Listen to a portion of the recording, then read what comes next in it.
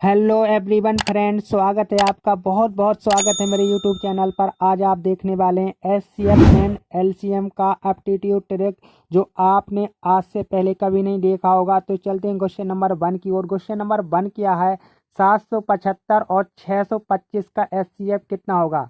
इस प्रकार के सवालों को यूं ही चुटकियों में सवाल लगा लोगे, ठीक है। इस प्रकार के सवालों को आप पलक झपकते ही आंसर पालोगे। तो आपको करना क्या है? 775 और 625 का क्या करना है? सबसे पहले अंतर, ठीक है। तो इनका अंतर करिए आप, ठीक है।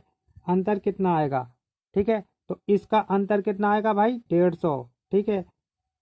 अंतर ऐसा किया जाता है, बड़ी संख्या में से छोटी संख्या को घटा दिया जाता है, ठीक है।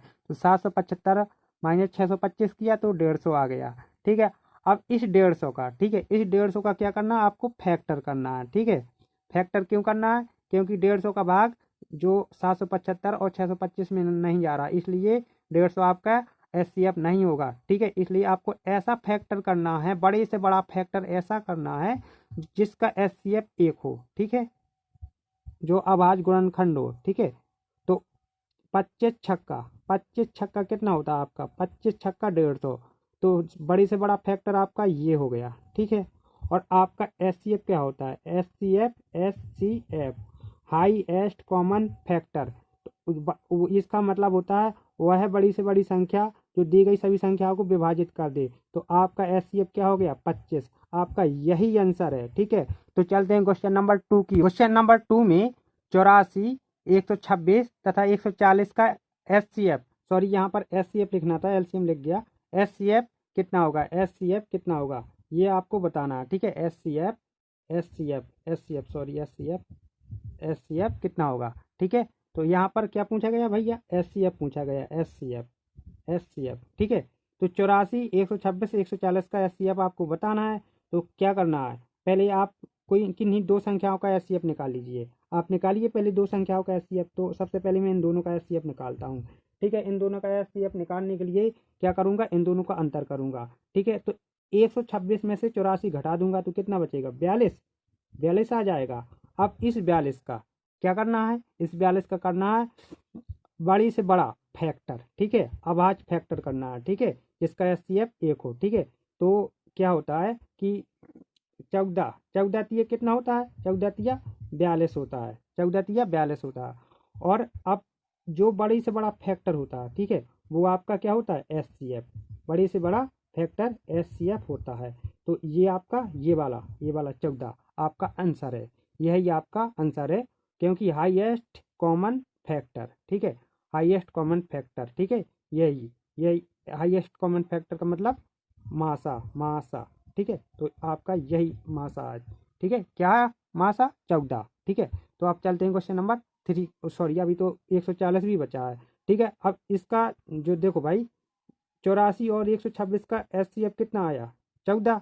अब 14, ठीक है, जो 14 आया है ना, ये 14 जो आया है, इस 14 का भाग इसमें देना 140 में। 140 में 14 का भाग जा रहा है, जी हाँ बिल्कुल जा रहा है। तो बस 14 ही आपका आंसर है। क्या है भैया? 14 ही आपका मासा है, ठीक है, क्योंकि 14 का भाग 140 में जा रहा है, ठीक है। तो ओके, चलते हैं क्वेश्चन नंबर 3 की ओर। क्वेश्चन नंबर 3 से जाने से पहले मैं एचसीएफ के बारे में कुछ बताना चाहता हूँ। एचसीएफ महत्तम समावर्तक, ठीक है, हाईएस्ट कॉमन फैक्टर। इसका मतलब ये होता है कि वह बड़ी से बड़ी संख्या जो दी समस्त संख्याओं को डिवाइड कर दे, ठीक है। तो आपको एचसीएफ के बारे में भी पता होना चाहिए कि क्या होता है एचसीएफ, तो मैंने बता दिया। अब हम चलते हैं एलसीएम की ओर। क्वेश्चन नंबर 3, 12, 15, 21 का एलसीएम कितना है? ये आपसे पूछा गया है, ठीक है। अब क्या पूछा गया? एलसीएम, ठीक है भाई। एलसीएम निकालने के लिए जो संख्या दी गई है ना, उनका आपको ऐसे ही फैक्टर करना, अभाज्य फैक्टर कर लेना, ठीक है, मन में, ठीक है, बड़ा से बड़ा फैक्टर करना, ठीक है। तो 4 तिया 12 मैंने कर लिया, ठीक है। और 5 तिया 15, 5 तिया 15, और यह क्या है? 21। तो 7 तिया 21, ऐसे कर लोगे आप, ओके। अब आपको क्या लिखना? डायरेक्ट एलसीएम लिखना। हाँ जी, आपका डायरेक्ट एलसीएम निकल आएगा, कुछ नहीं करना, गुणनखंड वगैरह उसमें टाइम बर्बाद होगा, ठीक है, उतना टाइम नहीं रहता आपके पास, ठीक है। तो आपको क्या करना है, ठीक है, जो जो मतलब ये यहाँ पर देखो 4, 3, 5, 3, 7, 3, ठीक है। जो 3 है ठीक है, यहाँ पर भी यहाँ पर है, पर आपको रखना एक ही बार है। ठीक है, अब क्या, 3 के बाद 4। ठीक है, जितने भी फैक्टर हैं सभी को एक बार लिखना है। ठीक है, गुणा में सभी को एक बार लिखना है, जितने भी यहाँ पर फैक्टर दिए गए हैं ना सभी को एक बार गुणा में लिखना है। 3 लिख लिया, अब मैंने यहाँ पर 4 लिख लिया, और यहाँ पर अब क्या बचा 5, तो यहाँ पर मैंने 5 भी लिख दिया, और 5 के बाद अब क्या बचा यहाँ पर 7। ओके, अब इनका हम गुणा करेंगे। ठीक है, तो इनका गुणा करेंगे 7 पना 35, और 35 चौके होता है 140। 35 चौके 140, और 140 तिया, 140 तिया कितना आएगा, तो इस सब का गुणा करने के बाद 140 तिया होता है, तो 14 तिया 42, 42 420 हो जाएगा आपका 420। ये आपका आ गया क्या एलसीएम। समझ में आया। प्लीज़ यार, यदि आपको मतलब वीडियो अच्छा लग रहा हो तो प्लीज़ लाइक कर देना, और मैं इस प्रकार की वीडियो बनाता रहता हूँ, इस प्रकार की ट्रिक पर डे वीडियो बनाता हूँ। आपको सब्सक्राइब कर लेना चाहिए और बेल आइकन को दबा देना चाहिए, क्योंकि इससे आपका ही फायदा होगा। तो चलते हैं क्वेश्चन नंबर 4। क्वेश्चन नंबर 4, 0.36, 1.2 तथा 4.8 का एलसीएम बताओ कितना होगा।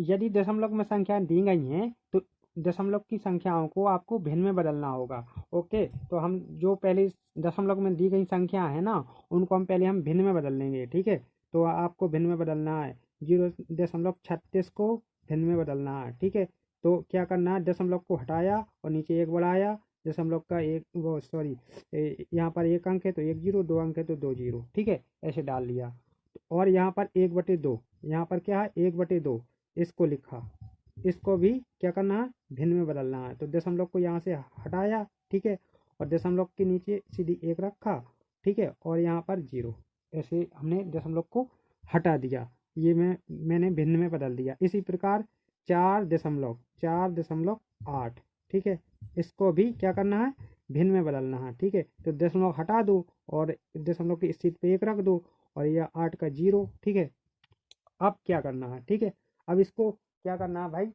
आपको देखना है कि कौन कौन संख्या कट रही हैं। ठीक है, जो जो कट रही हैं उन्हें आप काट लो।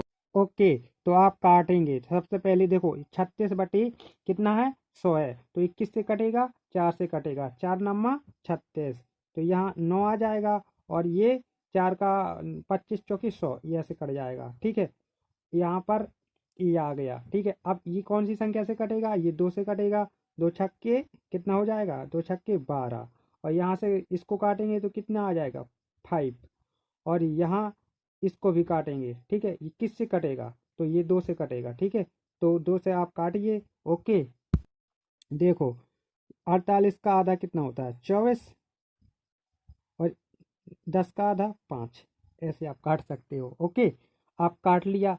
अब क्या करना है, अब इसका निकालिए एलसीएम। ठीक है, इसका निकालिए एलसीएम। एलसीएम पूछा है, देखो एलसीएम पूछा है तो आप एलसीएम निकालिए। अब ये क्या है, ये भिन्न में हो गई हैं, तो भिन्न के लिए एलसीएम निकालना है तो इसका एक नियम होता है कि जो अंश में दी गई संख्या है, यदि आपको एलसीएम पूछा गया, आपका एलसीएम पूछा गया, और यदि अंश में जो संख्या दी मतलब भिन्न में है, तो अंश वाली संख्याओं को जो अंश में लिखी हैं उनका सबसे पहले एलसीएम लो। क्या करना, एलसीएम पहले अंश वाला लिखना। ठीक है, अंश का एलसीएम एलसीएम बटे हर का एलसीएम, और हर का क्या लेना एचसीएफ। अब आपको करना है हर का एचसीएफ। ठीक है, ओके, तो आप करते हैं। देखो 9 16 24 का क्या करना है एलसीएम, क्या करना है एलसीएम।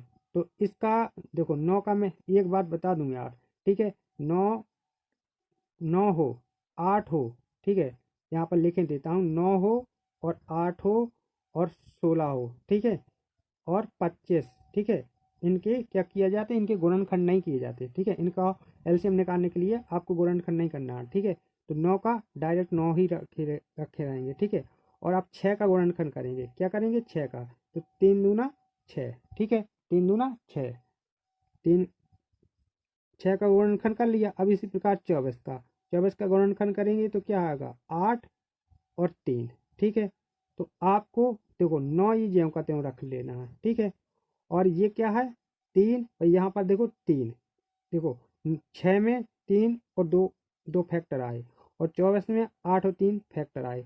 तो आपको क्या करना है, देखो जब आपने 9 रख लिया है तो 3 को नहीं रखना, क्यों कि 9 के गुणज में 3 मिल जाएगा, ठीक है, सॉरी 3 के गुणज में 9 मिल जाएगा, ठीक है। तो इस प्रकार आपको 3 नहीं लिखना है, ठीक है। तो 3 के और बाद जो बचा है फैक्टर 2, ठीक है। अब 2 और देखो ये 8, तो क्या करना है कि 2 को छोड़ देना, क्योंकि 2 8 का गुणज है, ठीक है। तो आपको क्या करना है, सीधे 8 रख लेना है, ठीक है, 9 गुणे 8, ठीक है। और अब हर का एचसीएफ, हर का एचसीएफ निकालना है, तो देखो भाई हर का एचसीएफ निकालना है, एचसीएफ हाईएस्ट कॉमन फैक्टर। तो इसका आपको सीधी सीधी पता है कि इसका एचसीएफ कितना है भाई 5, क्योंकि 25 5 5 का, ठीक है, इतना ही आएगा एचसीएफ। अब 9 8 कितना होता है 72, गुणा कराने पर 9 गुणे 8 72 बटे 5। ये आपका क्या आ गया, ये आपका आ गया, ओके, ये आपका आंसर है। तो आपको अब देखना है क्वेश्चन नंबर 5। क्वेश्चन नंबर 5, 1.75 7.5 तथा 7 का मासा बताइए, ठीक है।